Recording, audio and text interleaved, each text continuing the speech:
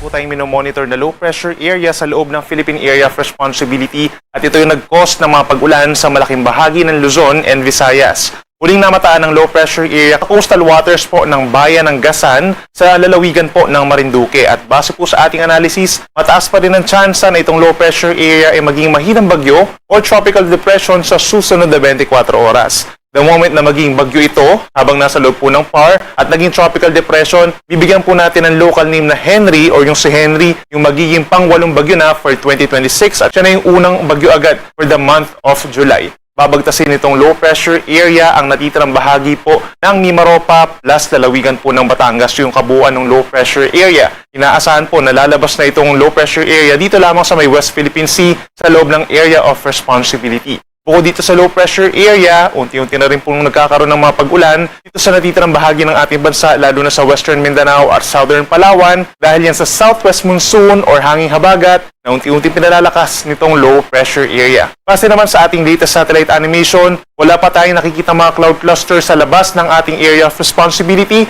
na posibleng maging bagyo sa susunod na 3 araw.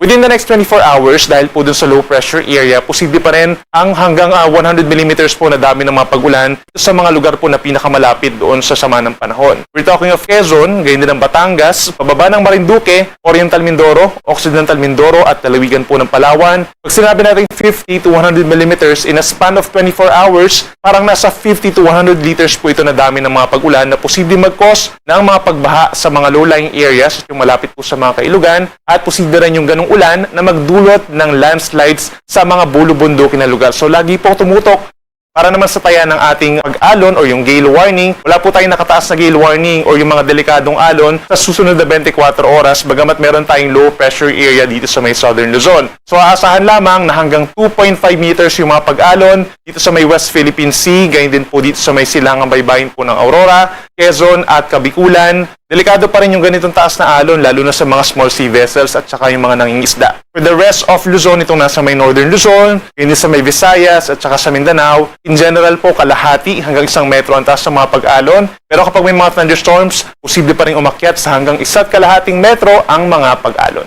Base naman sa ating weather forecast po sa unang araw po ng Hulyo, meron pa rin tayong mga kaulapan at mga pag-ulan sa malaking bahagi ng Luzon, lalo na dito sa may lalawigan po ng Aurora, Quezon, Mindoro Provinces, Marinduque, Romblon, and Batangas. Umaga pa lamang may chance na po ng mga pag-ulan, tulad pa rin ng low pressure area. Minsan malalakas po ito, kaya mag-ingat po sa banta ng mga pagbaha at pagguho ng lupa. Habang pinapayuhan din po ang pagbaho ng payong sa malaking bahagi pa ng Central Luzon, Calabarzon, even Metro Manila, and Bicol Region, makulimlim ang panahon at may chance na po ng mga mahinang ulan bago magtanghali. Pagsapit ng hapon hanggang gabi, malaking bahagi na po ng Luzon na magkakaroon ng maulap na kalangitan at sasamahan po yan ng mga paminsan-minsang malalakas po ng mga pag-ulan, lalo na dito pa rin sa mga areas ng Zambales, Bataan, Cavite, Batangas at Occidental Mindoro at may mga localized thunderstorms pa sa natitirang bahagi ng Luzon, kabilang po ang Metro Manila. Temperatura natin sa Metro Manila mula 26 to 30 degrees Celsius, sa may Baguio naman mula 18 to 23 degrees, habang mainit po dito sa may Tuguegarao City hanggang 37 degrees Celsius.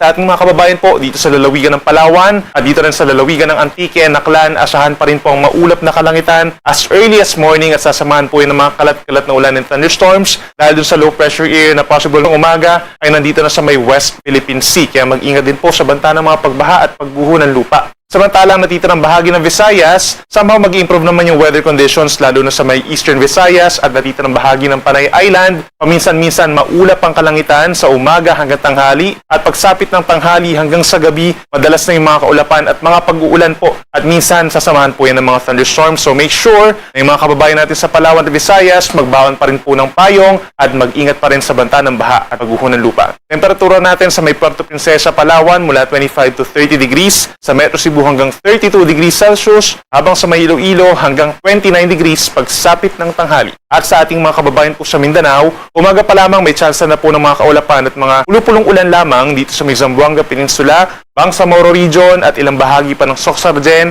and Davao Region. Yan po ay dahil sa southwest monsoon, hindi po direktang dahil sa low pressure area or potential na bagyo. Habang natitirang bahagi ng Mindanao, partly cloudy to cloudy skies naman umaga hanggang tanghali. Pagsapit po ng tanghali hanggang gabi, maraming lugar na po sa Mindanao magiging maulap at sasamahan din po ng mga pagulan. Mas dadalas na yung paminsan-minsang malakas na ulan sa malaking bahagi ng Mindanao, lalo na dito sa Zamboanga Peninsula at Bangsamoro Region. Kaya mag-ingat din po sa mga flash floods or landslides dahil ilang araw pong nagkakaroon ng mga pagulan doon. Temperatura natin sa may Zamboanga City and Davao City hanggang 32 degrees Celsius. At para naman sa lagay ng ating panahon simula po sa Thursday hanggang sa Saturday, sa mga unang araw po ng Hulyo, unti-unti nag-i-improve yung weather conditions natin. Aasahan po pagsapit ng Thursday, meron pa rin mga lugar na maulan. Kabilang ng Zambales, Bataan, even yung Metro Manila, Bulacan, Pampanga, down to Cavite, Batangas, Mindoro Provinces at Palawan. Mataas pa rin ang tsansa na ulan lalo na sa umaga and then sa hapon hanggang gabi ng Thursday, magbaon ng payong dahil po yan sa southwest monsoon. Then pagsapit po ng Friday and Saturday, kagaya dun sa natitirang bahagi po ng Luzon sa Thursday, malaking bahagi na ng Luzon na magkakaroon ng fair weather conditions. So ibig sabihin, mag-i-improve yung weather, mas dadalas yung maaraw na panahon, lalo na sa umaga hanggang sa early afternoon. Yun nga lang, pagsapit ng tanghali, iinit na muli ang panahon, lalo na sa mga inulan natin lugar kabilang ang Metro Manila. Then pagsapit ng hapon hanggang gabi, possible muli yung mga pulupulong ulan or mga localized thunderstorms. So safe pa rin po na magdala ng payong bilang panangga sa init ng araw at sa mga isolated na ulan. Sa ating mga kababayan po sa Visayas, may daraan din po mga pag-ulan pagsapit ng Thursday dahil sa habagat, lalo na po sa Western Visayas at Negros Occidental.